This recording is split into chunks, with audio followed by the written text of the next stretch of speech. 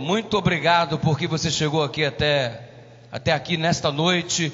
Muito obrigado por você estar conectado conosco aí através da internet, em qualquer parte deste país, em qualquer parte deste planeta. Hoje nós estamos assim visivelmente separados, corporalmente separados, mas um dia estaremos todos juntos adorando como um só povo, uma só nação, o povo de Deus, a nação santa no reino celestial. Que esse dia chegue o mais rápido possível, amém? Êxodo capítulo 7 é o texto para a mensagem desta noite. Eu convido você, abra a palavra do Senhor, Êxodo capítulo 7, mais uma vez. Muito obrigado por tantos recados carinhosos, por tantas decisões que eu pude testemunhar através das redes sociais, pelos pedidos de oração que você me enviou através do Instagram, o nosso Instagram, @PRDudu. Muito obrigado por estar conectado conosco. Às vezes a gente demora um pouco a responder porque são mensagens demais. E aí a gente vai respondendo ao longo do dia, enquanto a gente almoça, enquanto a gente toma café da manhã, enquanto a gente está comendo, a gente está respondendo na medida do possível. Obrigado. Se quiser continuar mandando mensagens para a gente e contando como está sendo a sua experiência com Deus, estamos dispostos a te escutar. @PRDudu é o nosso contato lá no Instagram. Êxodo capítulo 7. Êxodo capítulo 7. Eu quero ler contigo a partir do verso 14, do verso 14 até o verso 18 somente.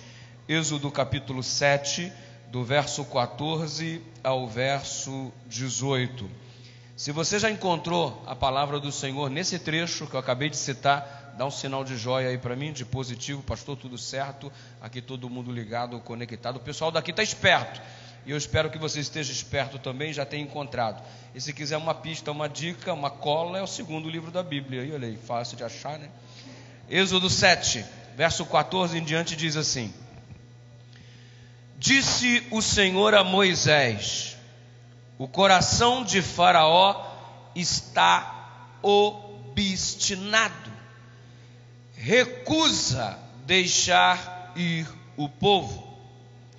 Vai ter com Faraó, Moisés, pela manhã. Ele sairá às águas. Estarás à espera dele, na beira do rio.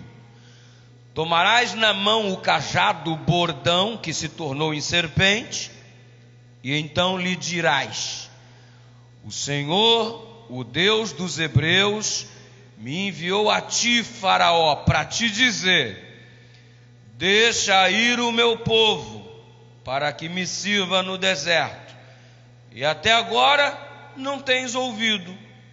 Assim diz o Senhor: nisto saberás que eu sou o Senhor. Com este bordão que tenho na mão, ferirei as águas do rio, e se tornarão em sangue. Aqui está o relato da primeira praga, as águas se transformando em sangue. Quantas pragas foram mesmo? Não entendi, desculpa. Quantas pragas foram? 10 pragas. Então esse é o nosso assunto na reunião deste momento. Eu convido você a fechar os seus olhos e junto orarmos em nome de Jesus. Deus querido, muito obrigado pelos louvores que já cantamos ao Senhor, pelas músicas tão especiais que escutamos, que nos já alimentaram. E obrigado porque agora temos a tua palavra aberta em nossas mãos. Ilumina-nos para compreendê-la, e que como resultado do culto deste momento, neste lugar, possamos obter entendimento da tua vontade, poder do Espírito para executá-la, a fim de que a nossa vida glorifique o teu nome, e que ao término possamos dizer: não sou eu mais quem vivo, mas Cristo vive em mim. O Senhor conhece a luta particular de cada um de nós. Conheces o quanto estamos sendo oprimidos neste maldito Egito. Mas assim como o dia da liberdade chegou para o teu povo, cerca de 1400 anos antes de Cristo, Que este momento seja o momento da nossa liberdade pelo sangue de Jesus. Que tu possas tocar em nosso coração como só o Senhor sabe fazer, e visitar não só nós que estamos aqui na comunidade viva em São Luís do Maranhão, mas em toda e qualquer igreja, em toda e em qualquer residência, em todo e em qualquer lugar onde tem agora um ser humano parado, disposto a escutar a tua voz através deste texto sagrado. Nosso coração está aberto. Fala o que o Senhor quiser, o que o Senhor desejar, porque nós não vamos nessa noite escutar só o que a gente gosta. A gente vai escutar o que o Senhor quiser falar, para que a nossa vida seja reflexo da tua vontade, para a tua honra, para a tua glória, em nome do Senhor Jesus. E toda a tua nação de adoradores diz: amém.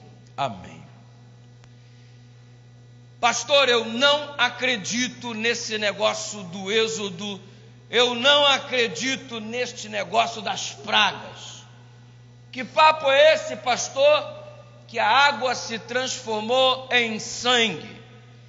Que papo é esse, pastor? Que rãs saíram do rio Nilo, tomaram conta de toda a terra do Egito, morreram, entraram em estado de putrefação e contaminaram todo o ambiente. Que papo é esse, pastor? Que uma praga de piolhos tomou conta. Eu não acredito, mas essa daí é mais fácil de acreditar, porque uma praga de piolhos já tomou conta lá em casa quando eu era moleque, mano. Essa daqui é mais fácil de acreditar. Pastor, eu não acredito nesse negócio de moscas, pastor, eu não acredito nesse negócio de 10 pragas. Está exigindo demais da minha fé. É muita fantasia. E alguém outro dia me ligou e me disse assim: pastor, eu estou aqui no meu ambiente de trabalho e eu estou trabalhando com algumas pessoas, e a maior parte deles são pessoas incrédulas quanto à palavra de Deus. E ela me fez uma pergunta: o que eu tenho que fazer para esta pessoa acreditar? Eu falei para ela: nada, filho, você não tem que fazer nada, porque não é eu que crio nas pessoas a capacidade delas crerem ou descrerem. A fé é um dom que Deus distribui para todo mundo. Só que uns têm mais do que os outros, porque os dons eles são desenvolvidos. Se você deixar a tua fé atrofiar, tu vai se tornar um miserável de um incrédulo. Mas se você trabalhar na construção da sua fé, alimentando a cada dia mais com oração, estudo da palavra, testemunho, frequência aos cultos para louvar e engrandecer a Deus, a tua fé vai estar se desenvolvendo. Então, Deus distribui o dom da fé para todos. Aí é você que decide se você vai desenvolver ou não. O que eu faço para ele acreditar? Eu não tenho que fazer nada para você acreditar. Mesmo porque quem o convence do pecado, da justiça e do juízo não sou eu. Quem o convence do pecado, da justiça e do juízo, quem alimenta a fé no teu coração, é o Espírito Santo. Então não é uma obra minha. A minha função é tão somente pregar. Se você vai acreditar ou não, é contigo, irmão. É uma coisa entre você e Deus, é uma coisa de você para com você mesmo. Mas eu quero te dizer uma coisa: o Espírito Santo está aqui. O Espírito Santo está aí na tua sala. O Espírito Santo está aí do teu lado enquanto você me assiste nesse celular, enquanto me assiste nesse telão na tua igreja, enquanto me assiste na TV da sua casa. O Espírito Santo está ao nosso lado para pôr em nosso coração a capacidade de crer. E precisamos crer, porque sem fé é impossível agradar a Deus. Fé, a convicção das coisas que não se veem. Acreditar é a capacidade extraordinária. E tem gente que não crê simplesmente na revelação da palavra. Pastor, eu quero que o senhor venha conversar comigo sobre Deus, mas não usa a Bíblia. Ah, irmão, aí você quer o quê? Você quer que eu converse sobre biologia com você sem citar biologia? Você quer que eu converse sobre história com você sem citar história? Você quer que eu converse sobre química com você sem citar química? Agora tu quer que eu fale sobre Deus com você sem citar a palavra? Não dá, mano. É incoerência. Eu não acredito na Bíblia. Deus é tão misericordioso que, além da Bíblia como revelação, Ele ainda nos permite algumas evidências extra-bíblicas. Do que você está falando?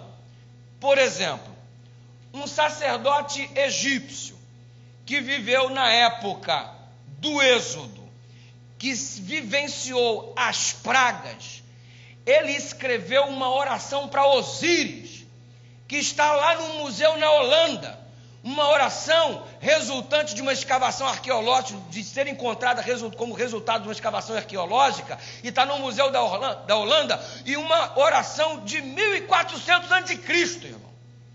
E nesta oração, neste artefato arqueológico encontrado pelos estudiosos, está lá: ó Deus Osíris, por que os nossos animais, todos eles morreram?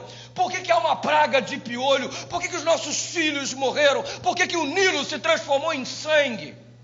O cara orando a Osíris, um sacerdote egípcio. Você não crê na Bíblia? Ah, então você também não crê numa evidência histórica? Aí já é contigo, irmão.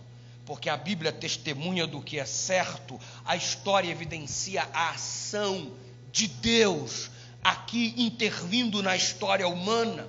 Existem provas bíblicas e provas extras-bíblicas comprovando a veracidade da palavra. E aí, se você não acredita, eu te digo que você precisa nesta noite dar uma chance para Deus, para que você experimente a ação de Deus na sua vida e, consequentemente, este dom da fé brote no seu coração em nome de Jesus. Agora note, eu passei a infância inteira fazendo peraltice, e eu vivo aí contando as peraltices. Eu não sei nem por que eu conto tanta coisa, bobagem que eu fiz. Eu falo assim: pastor, só era um moleque terrível, hein, pastor? Alguém já disse: pastor, como é que sua mãe te aguentava? Cada bobaginha que eu fazia, minha mãe fala assim: sua praga. Irmão, ficou tão fácil estudar as 10 pragas do Egito. Eu falei assim: nossa, quantos irmãos que eu tenho, mano? As pragas do Egito. Sua praga, o que você está fazendo? E é nordestina, ela: sua peste. As pragas foram maldições. E chegou um momento da minha vida que, depois de eu refletir bastante, eu falei assim: cara, eu não quero ser praga não, mano. Eu quero ser bênção. Ei, tu é uma praga ou tu é uma bênção? Quem quer ser bênção em nome de Jesus, diga amém. Amém. Então vira para a pessoa que está do seu lado agora, com autoridade, e diz: deixa de ser praga. Amém, irmãos?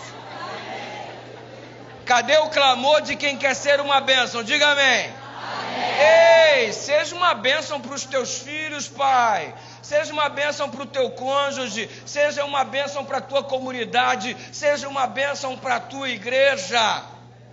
Exatamente, você precisa se posicionar de modo a ser bênção na vida dos outros em nome de Jesus. Agora olha para o cenário pintado aqui no livro do Êxodo. O povo de Israel estava escravizado e eles ficaram escravizados, se liga na cola, 430 anos. 430 anos padecendo no Egito, nas mãos do maldito faraó. E Deus suscita Moisés para proporcionar liberdade ao povo. Finalmente a libertação ia chegar. Fim da opressão. Glória a Deus. Mas quem que era o povo de Israel para ser liberto? Ah, era um povo muito bonzinho, pastor. Não era não. Era um povo muito grato, pastor. Não era não. Sem concorrência. Era um povo muito irreverente, muito reverente. Não era não. Era um povo muito fiel. Deus liberta aquele que é fiel. Deus liberta aquele que é... Não, mano. Você está lendo a Bíblia errada. Há uma manifestação extraordinária da graça de Deus neste lugar. O Êxodo é uma evidência extraordinária da graça de Deus. E eu olho para o Êxodo, a única coisa que eu consigo enxergar é graça. Eu olho para o Êxodo, a única coisa que eu consigo, o único modo que eu consigo reagir é com gratidão. Porque o nosso Deus é o Deus da graça. O povo de Israel não era um povo preparado para se tornar livre, não era. O povo de Israel não era um povo que tinha fé. O povo de Israel não era um povo ativo. no sentido de trabalhar para Deus, era um bando de acomodados. Estavam acomodados com a escravidão, estavam despreparados para a liberdade, não tinham fé, e eles se pareciam já com os egípcios, haviam absorvido os costumes egípcios. Aí Deus olhou para esse povo e disse: eu vou libertá-los, porque eles são bons, eu vou libertá-los porque a fé deles é extraordinária. Não! Deus não liberta o povo por aquilo que o povo é. Deus liberta o povo simplesmente pelo fato de amá-lo. E Deus não ordena a Moisés: vai até lá e prepara aquele povo para receber a salvação. Prepara aquele povo para ter fé, Moisés. Prepara aquele povo para ficar bonzinho. Manda todo mundo fazer tudo que depois eu vou libertá-los. Não. Primeiro Deus liberta. Depois Deus diz o que tem que fazer. Sabe qual é o nosso problema? A gente acha que para ser aceito por Deus a gente precisa ficar bonzinho primeiro. Não, pastor, eu não tenho condições agora de voltar para a igreja, sabe? Porque eu tenho que consertar algumas coisas na minha vida, eu não tenho condições. A gente começa a colocar um monte de condições para sermos aceitos por Deus. Onde você leu isso na Bíblia? Você nunca ouviu falar sobre graça? Deus, ele pega o povo do jeito que ele está. E sabe o que é lindo na graça? A graça, ela te alcança aonde você está. Se você está no mundo das drogas, a graça te alcança lá. Se você é escravizado no Egito, no meio da prostituição, a graça de Deus te alcança aí onde você está. Se você está vivendo num antro de perdição, é aí que a graça de Deus te alcança. A graça de Deus vai aonde você está, mas ela não te deixa aonde ela te encontrou. Você está no pecado, a graça de Deus vai ter um encontro com você nessa noite.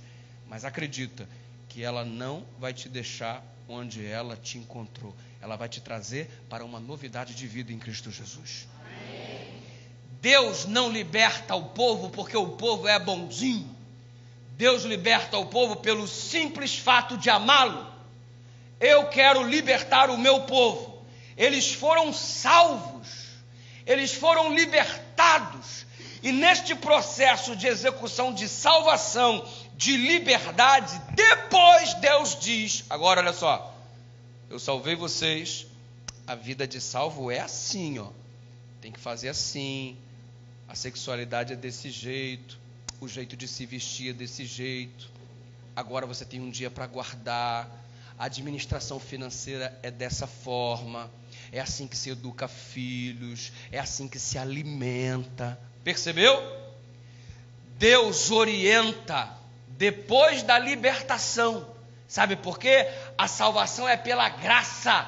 Mas depois que você foi salvo, depois que você foi liberto, então Deus diz: é assim que você tem que andar na minha presença como alguém que é salvo em Cristo Jesus.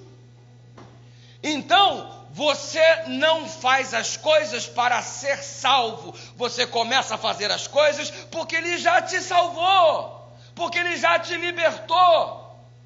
Agora, não me diga que você foi salvo por Jesus e essa tua vida está toda errada. Porque se Jesus te salvou, Ele te salvou para ser uma nova criatura. As coisas velhas passaram e tudo se fez novo. Então, você não tem que fazer nada para ser salvo. Mas depois que você é salvo, você tem que viver como um salvo. Porque o poder de Deus está à sua disposição para transformar a sua vida. Deus te salva do jeito que você está. Mas a vida do salvo não é do jeito que você estava. É uma vida de crescimento, é uma vida de aperfeiçoamento, é uma vida de santidade. E assim como Deus salvou você, Ele também santifica você. Porque não tem esse papo de você dizer assim: eu vou me santificar, eu vou me transformar. Não, filho, você também não faz nada disso, você não é ninguém. Ele salvou você e pelo poder dele, Ele transforma você. Note que a salvação você recebe de graça, e a santificação é algo que Ele faz em você. É assim que funciona. Então, pastor, eu tenho que guardar o sábado para ser salvo. Pastor, eu tenho que me vestir desse jeito para ser salvo. Pastor, eu tenho que parar de xingar palavrão para ser salvo. Pastor, eu tenho que organizar minha vida sexual para ser salvo. Pastor, eu tenho que fazer... Não, desculpa, mas não. Do jeito que você está, Ele te salva. Mas se Ele te salvou, não é mais você que vive. Jesus vive em você. Aí você vai mudar seu jeito de vestir, aí você vai mudar seu jeito de falar, aí você vai mudar os lugares que você frequenta, aí você vai mudar o jeito que você administra a sua sexualidade. E você está mudando tudo isso, não é para você se salvar, porque a salvação não é pelas obras, mas é porque Ele já libertou. Ele tirou você do Egito e agora Ele está te ensinando para caminhar em direção à terra prometida. É desse jeito aqui que eu estou te falando. Se organiza, meu filho. É assim que funciona. Agora não me diga que Jesus salvou você e você está todo desorganizado, está todo torto e um processo de mudança não começou. Você não é transformado do dia para a noite, como se uma varinha de cordão batesse na tua cabeça e você se transformasse num negócio diferente. Mas a mudança ela é progressiva, ela acontece. E à medida que nós vamos buscando o poder de Deus, a nossa fé vai sendo aperfeiçoada e a nossa vida vai sendo transformada. É o processo da salvação se executando, e quem neste momento abre o seu coração para que essa salvação te alcance e a santificação também, e sua vida seja aperfeiçoada em Cristo Jesus, diga amém. Amém. É assim que funciona: libertação pela graça, santificação pelo Espírito. E daqui a pouco experimentaremos o processo de glorificação, quando Ele vier nas nuvens do céu com poder e grande glória para nos buscar. Seremos novas criaturas transformadas em Cristo Jesus para todo sempre, seremos perfeitos. Hoje estamos caminhando em direção, mas perfeição é só quando Ele vier e nós formos glorificados. Entendeu isso aí? Quem entendeu, diga amém. Amém. Muito bem. A cada praga que foi enviada, a cada uma das 10, o Senhor Deus avisou cada um destes juízos. E note, nenhuma das pragas foi de modo a causar destruição completa. As pragas não foram universais, elas foram localizadas na região do Egito, porque tudo o que acontecia na região do Egito não acontecia na região onde estava o povo de Deus. O povo egípcio era atacado pelas pragas, mas o povo de Deus não era atacado pelas pragas. E lá no livro do Apocalipse, novamente vem um relato de que antes de Jesus voltar a esta terra, conforme Ele anunciou mais de 1.500 vezes, Ele virá. Porém, antes de sua vinda, pragas serão derramadas sobre a terra. Essas pragas serão derramadas, mas elas também, da mesma forma como anunciadas aqui no livro do Êxodo, não serão universais, porque senão todos seriam destruídos. Elas serão locais, assim como aconteceu. E uma coisa linda, o povo de Deus não vai ser atingido. Amém. Então qual é a coisa mais segura você fazer na sua vida? Coloca a sua vida nas mãos de Deus, filho. Deixa essa graça te alcançar, deixa essa graça te libertar, deixa esse Espírito te santificar e fazer sua fé se desenvolver e você se aperfeiçoar cada dia nessa busca constante que nós denominamos de comunhão. E Deus avisou tudo para o faraó, e Deus está te avisando nessa noite. Deus está te advertindo, e Ele te adverte do jeito que você precisar. Se você precisar de um puxão de orelha, Ele vai puxar a tua orelha. Se Ele precisar te dar uma sacudida, Ele vai te sacudir. Se Ele precisar fazer você perder teu sono, Ele vai fazer o que preciso for, porque Deus está direcionado com foco. Deus está em uma única direção. Ele quer salvar você. Por isso Ele te avisa. Sabe o que é esta reunião neste momento? É um aviso de Deus para a tua vida. Sabe por que Deus permitiu você estar conectado conosco neste momento? Ele está te avisando que algumas coisas vão acontecer neste mundo. O faraó vacilou e não se preparou de um modo diferente. Hoje estaremos nos preparando melhor para enfrentar os últimos instantes da história desta terra. Pelo poder do Espírito Santo. Os magos do Egito tentaram imitar todas as ações de Deus. E não é diferente hoje. O diabo está tentando imitar as ações de Deus. Sabe por quê? Porque quando Deus age de verdade, Ele quer minimizar a ação de Deus por intermédio de uma contrafação estabelecida anteriormente. Exemplo, derramamento do Espírito Santo. Nós estamos aguardando o derramamento da chuva serôdia. E é uma busca particular, individual de cada um de nós. Isso vai nos preparar para os momentos finais de crise que esta terra enfrentará. Inclusive a queda das 10 pragas. Temos que estar todos selados com o Espírito Santo. Mas antes que esta obra verdadeira e genuína aconteça, o diabo fica imitando, criando contrafações para ludibriar o povo, para que quando a verdadeira chuva serôdia seja derramada, for derramada, aí o povo dirá: isso aí que vocês estão chamando aí de derramamento do Espírito Santo, isso aí a gente já experimenta há muito tempo. Aí fica um falso pentecostalismo, uma falsa busca, uma falsa ilusão de que estão todos aí cheios do Espírito Santo, fazendo sinais e prodígios. Não passa de uma grande contrafação, porque de igual forma você percebe que aqui os magos do Egito imitavam as ações de Deus, para que quando Deus fizesse suas ações, o faraó não ficasse tão impressionado, e o diabo fica fazendo curas, milagres, maravilhas por aí, e todo mundo achando que é Deus, para que quando a verdadeira ação de Deus ocorra, seja minimizada, ou não tenha tanta atenção quando devia. E o diabo é muito sagaz, mas aqui ele é derrotado em nome de Jesus. Amém. E viu o faraó? Teve que apanhar demais para aprender. O homem que gostava de apanhar, esse tal do faraó. 10 pragas, 10 chibatadas no lombo, apanhou com força, para chegar à conclusão de que Deus é soberano. Quanto mais que você tem que apanhar para chegar à conclusão de que o Senhor é o Rei do Universo? Quanta surra mais você vai precisar levar da vida para você entender que o rumo certo da nossa existência é em direção a Deus Todo-Poderoso? Tem que tomar mais uma surra aí de divórcio? Tem que tomar mais uma surra de câncer batendo a tua porta? Vai ter que tomar mais uma surra com a AIDS para entender que Deus estava certo quando te orientou? Você vai ter que adquirir uma grave doença sexualmente transmissível? Vai ter que parar na cadeia? É a surra que você precisa? Você precisa, por exemplo, um vexame público, todo mundo ficar sabendo e você, consequentemente, ficar envergonhado. Precisa de um tiro, levar um tiro, uma bala perdida, para você aprender o rumo que você tem que tomar na sua vida. O faraó apanhou com força. Mano, eu não quero apanhar mais. Chega de apanhar. E quem aqui quer participar dessa decisão comigo, chega de apanhar, diz amém. Então vira para a pessoa, diga assim, daquela que está do seu lado: filho, para de apanhar. Chega de surra, irmão. Chega de surra. E lá vem as 10 coças que o faraó vai tomar. 10 chibatadas, 10 lenhadas. Lenhada número 1.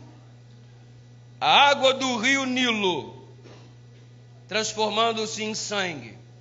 Eu quero que você entenda que estava acontecendo uma briga entre deuses. O Deus de Israel contra os deuses do Egito. O Deus de Israel, um só.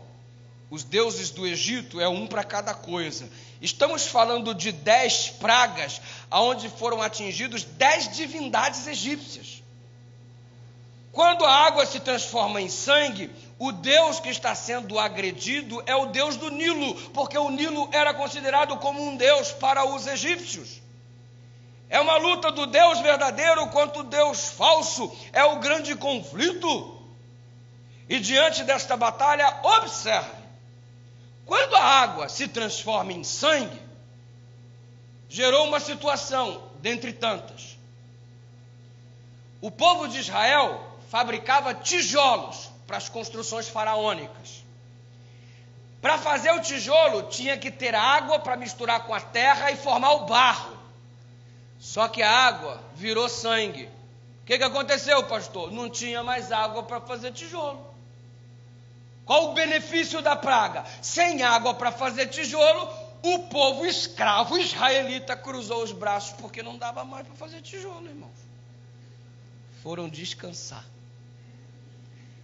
Deus, através desta praga, deu um descanso para o seu povo escravizado. Os estudiosos dizem que eles trabalhavam pelo menos 16 horas por dia. Algumas pessoas morriam de tanto trabalhar, não suportavam. E no momento em que Deus transforma água em sangue, não tem mais água para fazer tijolo. Se não tem mais água para fazer tijolo, é Deus proporcionando um descanso para o seu povo. Descanso através do sangue. Isso te diz alguma coisa? Sangue que proporciona descanso para a alma. Ei, sabe o que está sendo anunciado para você? Que Deus tem uma habilidade extraordinária de proporcionar descanso para a alma humana através do sangue. E sabe o que isso significa? Que todo o sangue vertido na cruz do Calvário, quando Jesus se sacrificou por cada um de nós, este sangue está valendo hoje para o descanso da nossa alma. Pode repousar, meu filho, pode ter paz nesse seu coração. O descanso para você está garantido através do sangue de Cristo. Segunda praga, vamos atingir a deusa Hecate, a deusa que tinha a cabeça de rã. As rãs saem de dentro das águas do Nilo, tomam conta de toda a terra do Egito. Na sequência elas morrem e na sequência elas apodrecem. Um mau cheiro terrível. Os adoradores de Hecate ficaram muito incomodados, porque esse tipo de adoração funcionava agora como um mau cheiro. Isso é interessante, porque os verdadeiros adoradores de Deus, eles são funcionam como o bom perfume de Cristo. Você lembra da declaração do apóstolo São Paulo? Nós somos o bom perfume de Cristo. Números no capítulo 29, no verso 2, diz que holocaustos ao Senhor funcionam como um cheiro suave. A adoração a outro Deus que não o Senhor funcionava com um mau cheiro insuportável. Ei, que tipo de fragrância você está exibindo na sua vida? Você é um adorador fiel do Senhor? Ou você está exibindo uma fragrância, um odor, algo desagradável, porque é o aroma do pecado que flui de sua vida? Terceira praga, piolho. Eu conheço essa praga. A minha mãe vencia essa praga aí com pente fino e na unha, mano. E ela me travava. Eu não sei se minha mãe lutava jiu-jitsu, que ela me dava uma chave de perna aqui assim, mano. Me botava aqui assim, me trancava. Amigo, ali sabia vencer a praga do Egito. Os piolhos sugam o sangue das pessoas. O sangue na Bíblia é símbolo de vida. Tirar vida. Sanguessuga, já viu aquele objeto, aquele bicho chamado sanguessuga, aquela coisa insuportável? Na nossa infância, quando enchia, minha mãe falava chamichuga. Filho, cuidado com a chamichuga.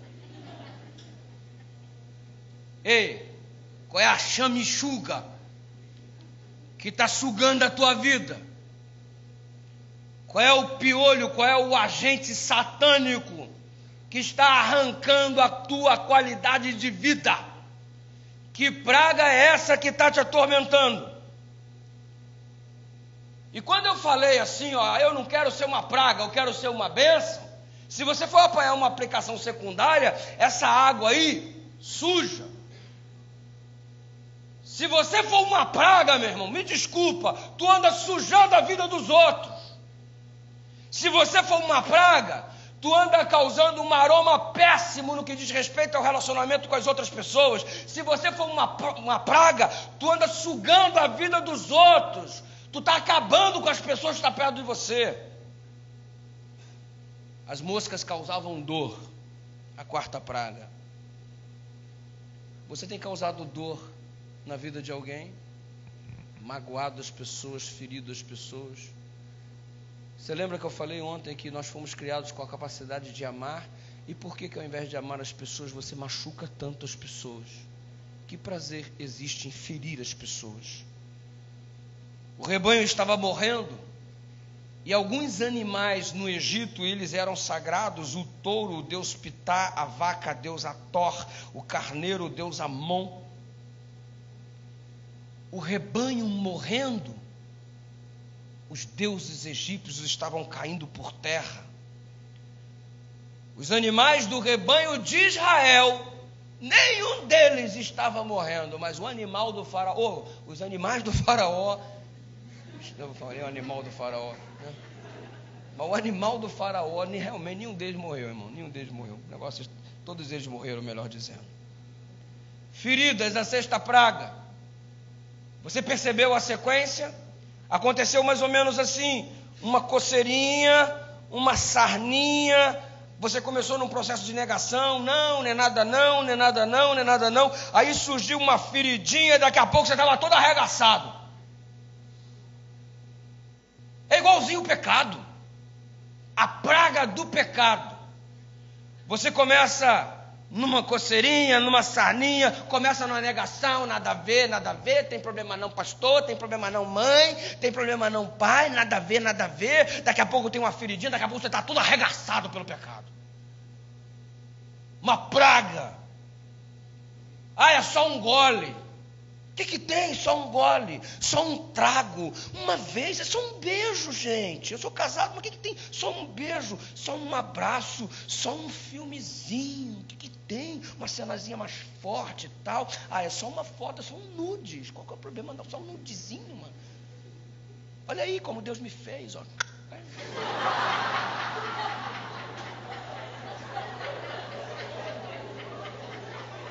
É praga, brother. É praga. Eu vou te dizer, isso é praga. Isso é o quê? Praga. Isso é o quê? Praga. E você não vai ser praga na vida de ninguém. Você vai ser bênção. Quem quer ser bênção diz amém. Amém. Mas o faraó era uma mula, irmão. O homem teimoso, ô mula. Ei, me desculpa, mano. Quando que tu vai deixar de ser essa mula que você é? Seu teimoso. Vai ficar apanhando até quando para escolher o Senhor Deus como Senhor de sua vida? Quantas surras mais você tem que levar? Ele tomou 6 surras e permanecia feito uma mula. E sabe o que acontece? Tem alguns fatos que a gente não pode deixar de considerar. Número 1. Às vezes a gente cede à tentação. E quanto mais nós cedemos à tentação, mais duro fica o nosso coração. Já reparou? É só uma vez, é só um gole, é só um trago, é só um filme, é só um nudes, é só isso, é só um beijo, é só uma mão aqui. Quanto mais você cede, mais duro fica o seu coração para com a voz do Espírito Santo. Outro fato. Se a gente cede a primeira vez, para enfrentar a segunda vez você fica mais frágil. E se vai enfrentar a terceira, está mais frágil. A quarta, mais frágil ainda. Daqui a pouco você não tem mais resistência nenhuma contra o pecado. Você está completamente dominado. Quanto mais a gente cede, mais frágil estamos para a investida seguinte. E quer ver uma mentira? Pastor, eu paro quando eu quiser. Mentira. Desculpa, você não para quando você quiser. No dia que eu quiser, eu deixo. No dia que quiser, eu largo. Mentira, mentira e mentira. E é bíblico e é fato. Após a luz ser rejeitada por tanto tempo, ela será retirada. E uma vez que a luz for retirada, isso aí tem um nome: pecado contra o Espírito Santo. Enquanto somos incomodados, é porque o Espírito Santo está falando ao nosso coração. No dia que o pecado não te incomodar mais, e você pecar, isso não te causar o menor incômodo, o Espírito Santo já está trabalhando com muita dificuldade em você. Talvez ele não esteja nem mais tocando. E desculpa, se o Espírito Santo não agir mais na nossa vida, cometemos o pecado imperdoável. Não há mais salvação para a gente. E sabe o que é o pecado imperdoável? Por que o pecado não tem perdão? Porque para você ter perdão, você precisa se arrepender. Se você não permite o Espírito Santo tocar no seu coração, então não tem arrependimento para você. E se não tem arrependimento para você, não tem perdão. Se não tem perdão, você está perdido.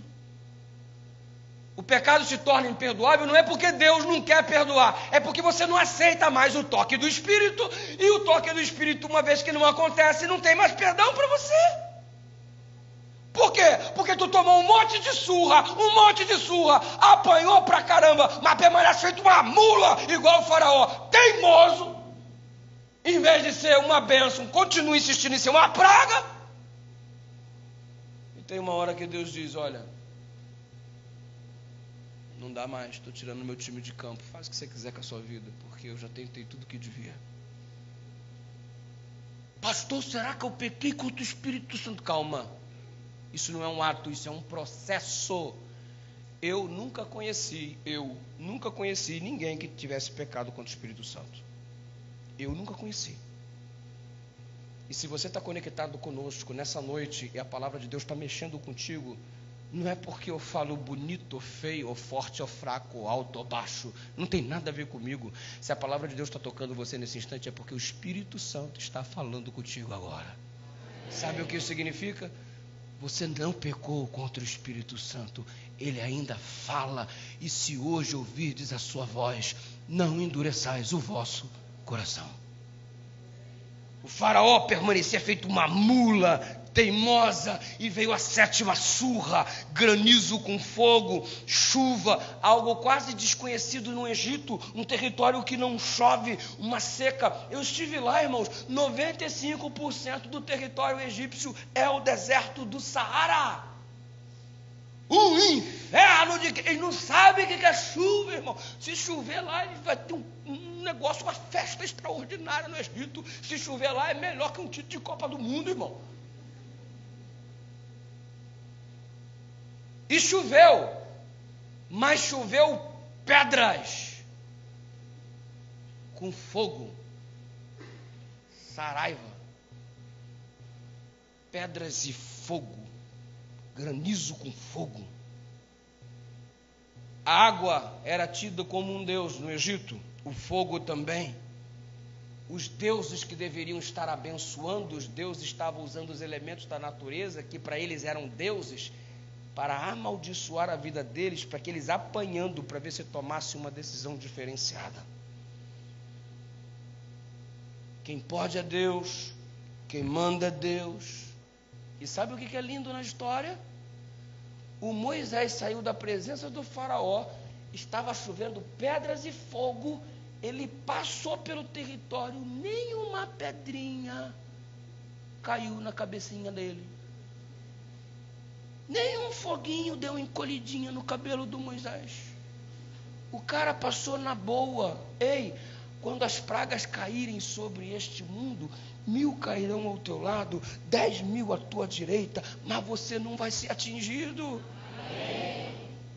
Porque se Deus é por nós, quem será contra nós?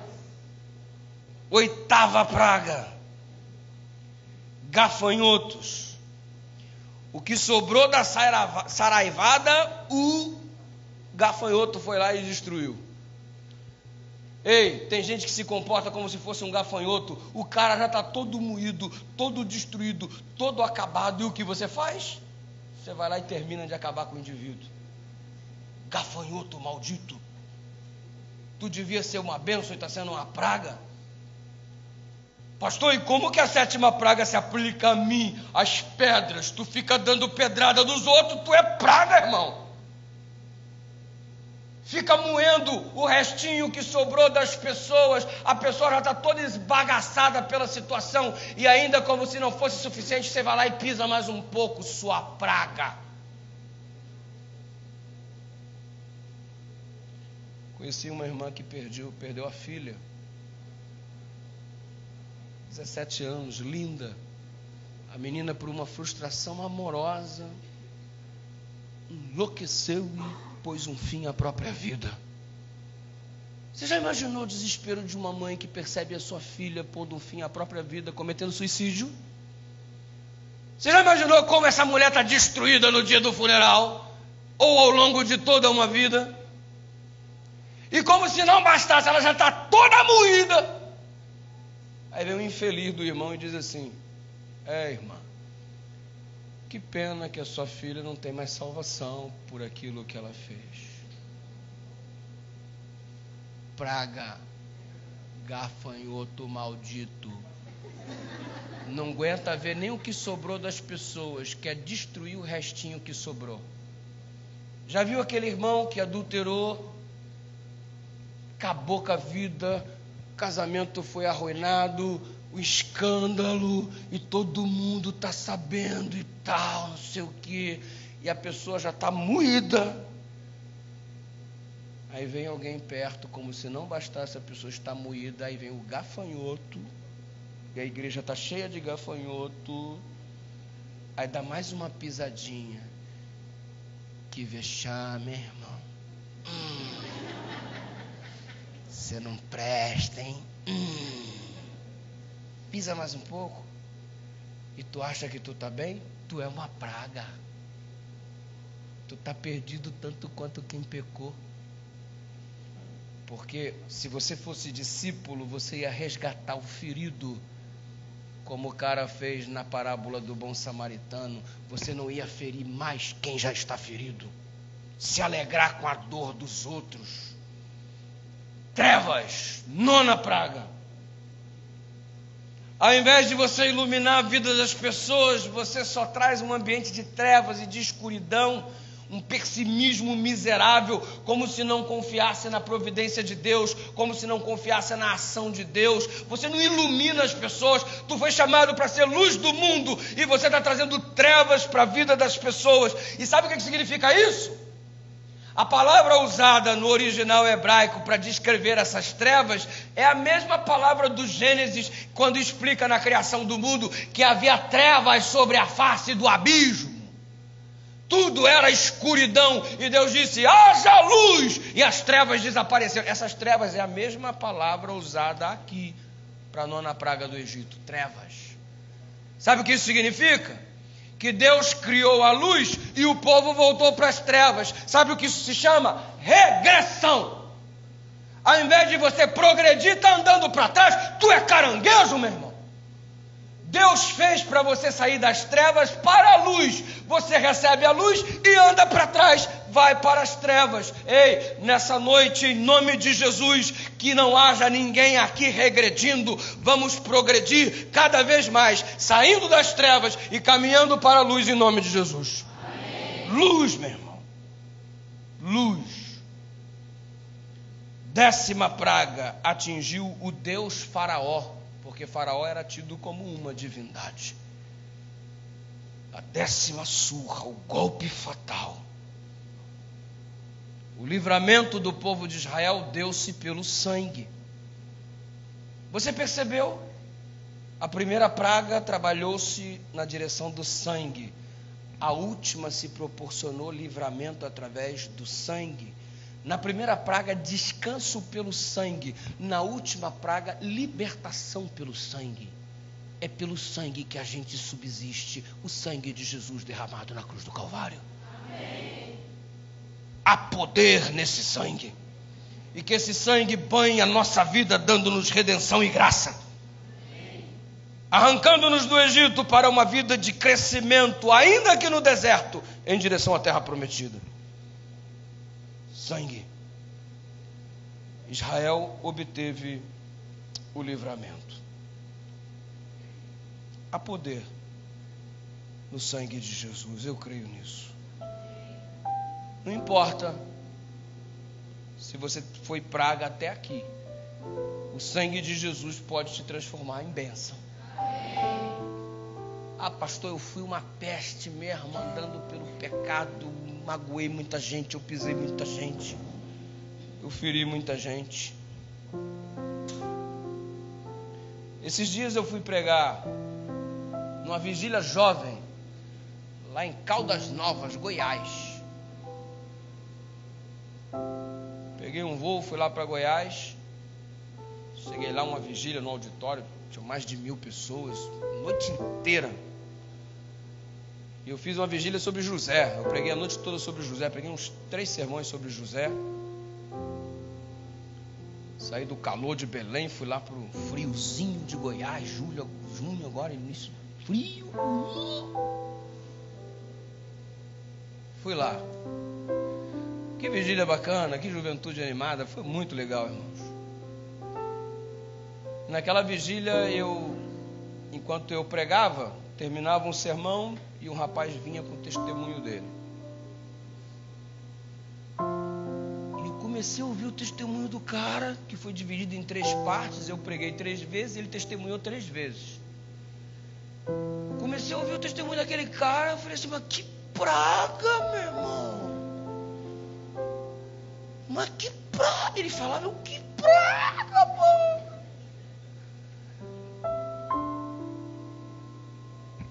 Ele terminou a primeira parte do testemunho. Que praga, mano, que praga. Aí veio a segunda parte do testemunho. E ele falava, eu acordadão, ligadão. E o testemunho do cara. E ele falando, que praga, mano. Ele terminou a segunda parte do testemunho. Que praga, mano. Eu quero ver como esse cara vai praga ou ele é bênção, mano. Terceira parte do testemunho. Ele fez o fechamento. Eu, que bênção, mano.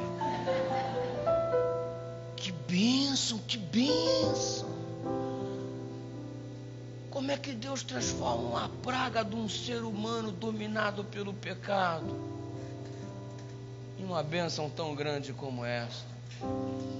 Eu fui lá alimentar o povo. Eu que saí alimentado. Saí edificado daquela vigília. Saí assim glorificando a Deus pelo poder extraordinário que Ele tem de transformar vidas humanas. De todo aquele que se permite ser alcançado e não fica se comportando como uma mula feito Faraó. Lindo ver, pastor, qual que é o testemunho, pastor? Nossa, você está ficando curioso, né? É claro que eu não tenho condições de contar a extensão do testemunho do cara, mas vai no Acampijá para você ver só o testemunho maravilhoso. Acho que você vai ouvir só no Acampijá. O apelido dele é Tunico. Antônio de Souza. O cara foi condenado a 300 anos de prisão. Eu vou repetir. 300 anos de prisão. Tinha que ter reencarnação para o cara cumprir esse mandato aí dele. Quantos anos de prisão, irmãos? 300. Será que fez alguma coisa ruim esse cara para ser condenado a 300 anos? E ainda tinha um monte de casos que ainda precisavam ser julgados. Mas os primeiros levaram ele a 300 anos de prisão. E um cara para ser condenado a 300 anos de prisão tem que começar cedo, né? Começar cedo a carreira. Pode começar muito tarde. Criado em São Paulo, num bairrozinho assim, super light, Jardim Ângela, berço da criminalidade. Pai macumbeiro, socava cachaça no moleque desde pequeno. Molequinho, ele já andava bêbado. O pai o incentivava a beber.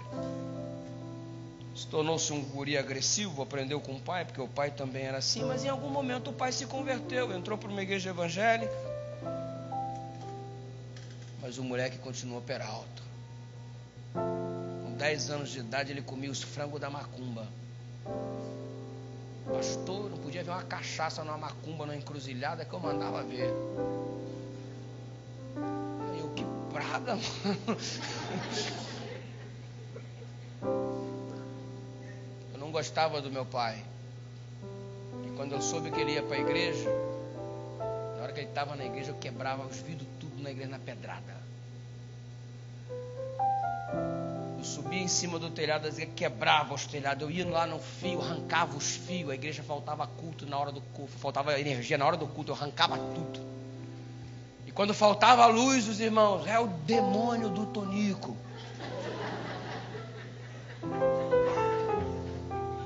Demônio do Tonico. Os crentes chamavam demônio do Tonico.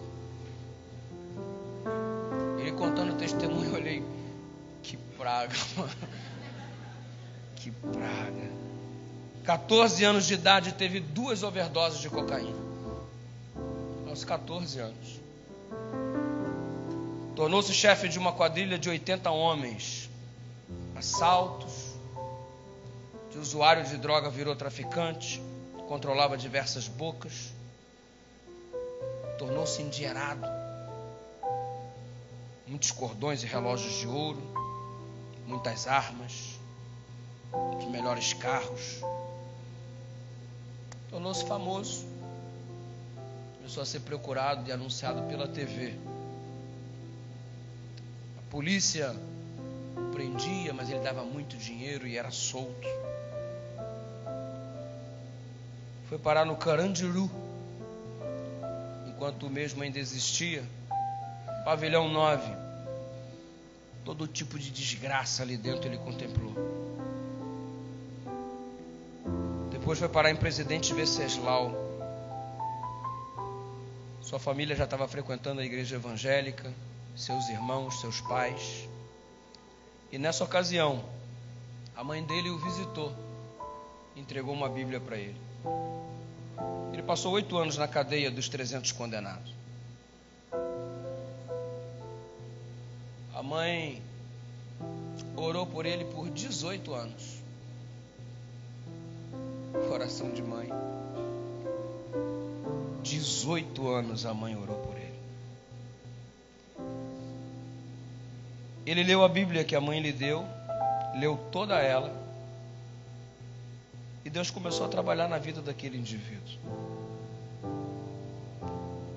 Ele aceitou a surra de Deus, aceitou o convite de Deus para deixar de ser teimoso, parar de ser uma mula. E um homem condenado a 300 anos de cadeia, às 6 horas da manhã de um belo dia, ele termina de ler a Bíblia que ganhou da sua mãe. Um guarda bate na sua cela. Tonico, por não. Você está livre, pode sair. Pastor, ele me disse, eu não tive advogado, nenhum foi contratado, eu não tinha perspectiva, eu achei que eu ia morrer ali, e a liberdade bateu na minha porta. Você não tem fé? Eu acredito. Eu acredito que todo homem que é uma praga pode se transformar em uma bênção pelo poder de Deus. O testemunho do Tonico tem levado diversos jovens à decisão ao lado de Cristo. Hoje ele mora em Londres, na Inglaterra, e veio ao Brasil para testemunhar. E se Deus quiser, virá o Acampijá da União Norte Brasileira. Tirei uma foto com o Tonico, essa foto que você contempla aí na tela neste momento. Era uma praga. Eu falei, cara, tu era uma praga, mano. E ele sorriu e disse, pastor, hoje eu sou uma benção. Vai se casar, família toda na igreja, e não tem nenhum registro na polícia. Como? Não sei. Não sei. Mas eu acredito que Deus transforma a peste em bênção. Deus transforma a praga em bênção. Você não precisa ser uma praga. Você pode ser uma bênção. Só deixa de ser a mula. Deixa de ser teimoso. Deixa Deus quebrantar esse seu coração. Eu acredito no sangue de Jesus Cristo para nos remir de todo o pecado. Eu acredito na graça que salva, na graça que redime. Eu não merecia salvação e Ele me alcançou. Eu acredito. Eu acredito que as pragas que caíram no passado, elas estão anunciadas para acontecer no futuro no livro do Apocalipse. E eu acredito que assim como nenhum fio do cabelo do Moisés foi atingido, todos nós que somos uma bênção nas mãos do Senhor, seremos protegidos por Ele e levados para a eternidade. Eu acredito. E se é isso que você quer acreditar, eu acredito na ação do Espírito Santo neste momento, transformando esse seu coração de pedra num coração de carne. Eu acredito na capacidade de Deus de trazer de volta aqueles que estão afastados do Senhor por tanto tempo. Você que está aí, mãe, chorosa porque teu filho está distante. Você que está aí, querida, chateada porque teu marido está distante. Eu acredito na capacidade do resgate que há no sangue de Jesus. Mesmo porque nesta noite nós temos alguém que entrou em contato comigo por intermédio do Instagram. Pastor, eu quero voltar. 13 anos fora da igreja. E hoje ela regressa em nome de Jesus. Eu acredito no poder resgatador de Deus. E você? É por isso, Darlene, que eu quero convidar você para vir cantar. Eu acredito. Para que essa fé, ela ecoe no nosso coração. Enquanto você estiver cantando, eu estarei me dirigindo ao tanque batismal para batizar a nossa querida amiga Carla. Deus abençoe você. Vamos lá.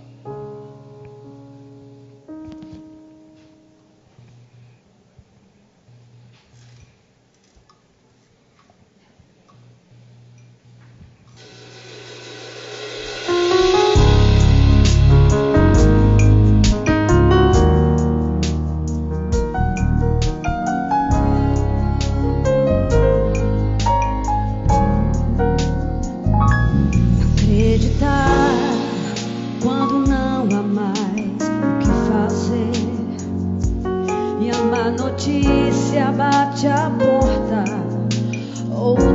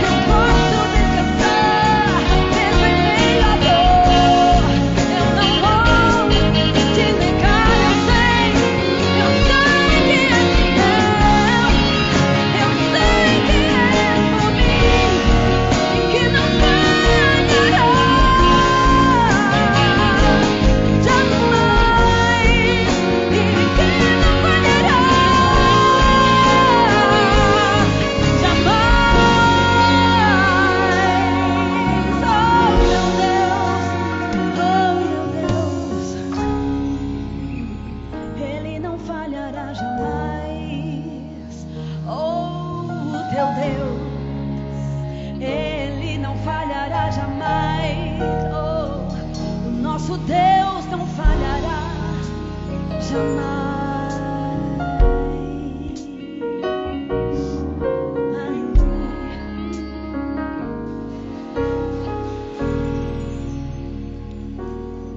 Eu acredito no sangue do Senhor Jesus que nos redime de todo o pecado. Eu acredito no sangue que nos dá descanso. Eu acredito no sangue que nos liberta das pragas e do juízo final. Eu acredito no sangue de Jesus, Carla, que neste momento apaga todos os nossos pecados. E você vai ser batizado agora, e não é a água que nos purifica do nosso pecado. O que nos lava de todos os nossos pecados é o sangue de Jesus Cristo. Isso aqui é o símbolo do sangue que te redime nessa noite mais uma vez. O sangue que me redime, que nos redime. Desculpa a expressão, para de ser teimoso. Aceita este sangue que foi vertido na cruz do Calvário para perdoar e purificar você de todos os seus pecados. Se você está nessa congregação, neste momento, neste lugar onde está reunido com esses irmãos, escutando este culto, escutando essas palavras, assistindo tudo isso que está acontecendo, e quer tomar uma decisão, parar de ser teimoso, pedir a Deus, coloca fé no meu coração, me liberta do jeito que eu estou, para que eu sejas aquilo que tu desejas. Eu não vou ser melhor para o Senhor me libertar, eu vou me libertar, vou ser libertado pelo Senhor para ser melhor. Então levanta daí de onde você está nessa congregação, dê um passo à frente, vá diante do altar, aproxime-se um pouco do telão. Essa é a sua maneira de dizer nessa noite: Deus, eu estou deixando de ser teimoso e eu quero te aceitar. Avança um pouquinho, se aproxima do altar. Você vai ser recebido por uma ancião da igreja, você vai ser abraçado pelo pastor que está aí contigo. Mas tome essa decisão em direção a Jesus. Você que em algum momento não o abandonou, você que em algum momento desistiu da caminhada, você que em algum momento voltou a ser prisioneiro do Egito, escravo de Faraó, que haja libertação nesta noite pelo sangue de Jesus, porque eu acredito em você. Vamos orar. Deus eterno, é bom demais ver a Carla aqui. 13 anos distante, vivendo um conflito interno que o Senhor sabe. Mas obrigado porque a dúvida foi sanada e a paz está sendo restaurada.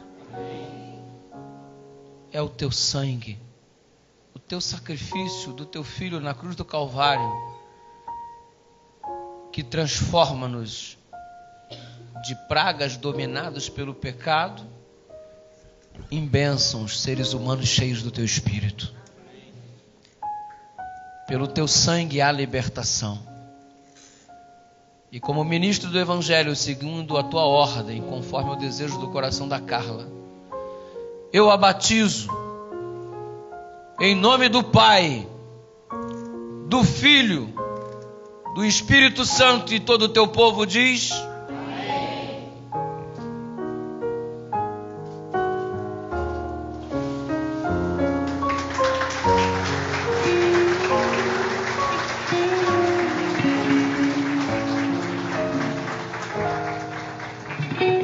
Amanhã às 19h30 estaremos juntos em nome de Jesus. Deixa o seu recado, a sua decisão, o seu testemunho, para que tenhamos a chance de perceber o que Deus está fazendo aí na sua vida. Só mandar esse recado para a gente lá no Instagram, @PRDudu. Eu quero que você divida comigo o que Papai do Céu está fazendo com você, e juntos nos alegraremos no Senhor. Tenha uma noite maravilhosa na presença de Deus, e que amanhã juntos às 19h30 cultuemos o nosso Deus em mais um passo da nossa caminhada nesta semana de oração. Deus te abençoe, graça e paz.